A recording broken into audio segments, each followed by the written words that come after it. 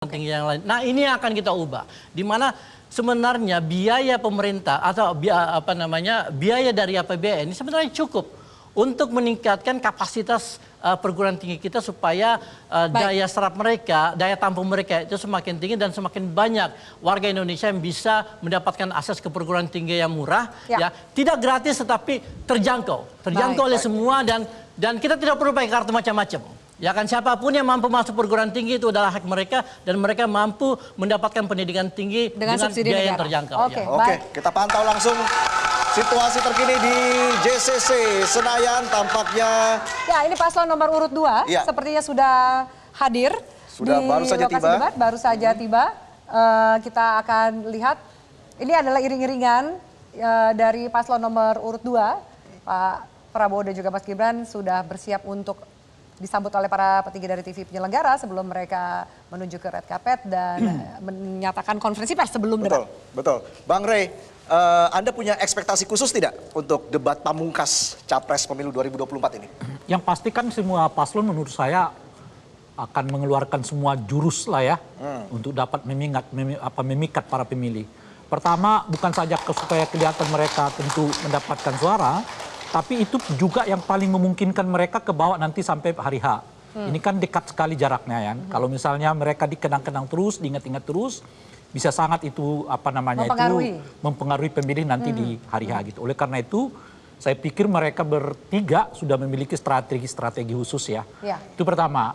Nah, yang kedua adalah kelihatan di antara ketiga ini akan kita lihat lagi konsistensi mereka dengan debat-debat yang sebelumnya.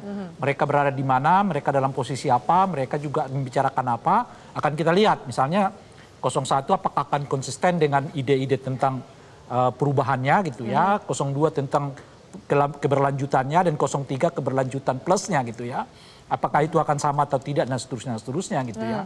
Tapi boleh jadi juga dalam debat ini akan ada juga drama-drama seperti yang kita alami dalam debat 1 dan debat 2 gitu ya. Yang drama-dramanya kadang-kadang jauh lebih heboh dibandingkan dengan substansinya itu sendiri gitu. Tapi ya oke, nggak apa-apa karena pada tingkat tertentu misalnya 02 yang banyak mengalami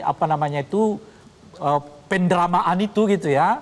Kelihatan setelah di luar forum justru mengingat-ingatnya gitu ya. Jadi yang seolah-olah maksudnya diulang dibahas kembali gitu. Bukan, maksud saya ternyata yang paling banyak mengingat momen itu justru 02 gitu loh kira-kira. Yang lain sudah lupa peristiwanya bagaimana. Kalau 02 kan terus bawa ya.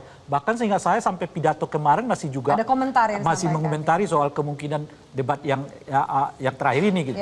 Nah, yang keempat harus ingat ya bahwa konsumen dari debat ini sebetulnya adalah mereka yang memiliki pendidikan kelas menengah ke atas lah ya gitu ya.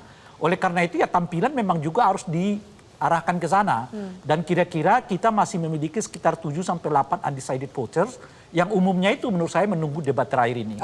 Kalau debat terakhir ini memukau, saya kira 7-8% itu bisa bergeser kemana mereka. Di antara yang tiga ini. Kami informasikan lagi kepada Anda pemirsa, para capres sudah tiba di JCC Senayan. Lengkap sudah ya, semua paslon sudah hadir. Kita akan melihat persiapan dari lokasi debat, termasuk juga nanti Mbak Uki saya minta tanggapan untuk sebelum kita menuju ke debat pada malam hari ini. Usai jeda pemirsa, kami akan segera kembali.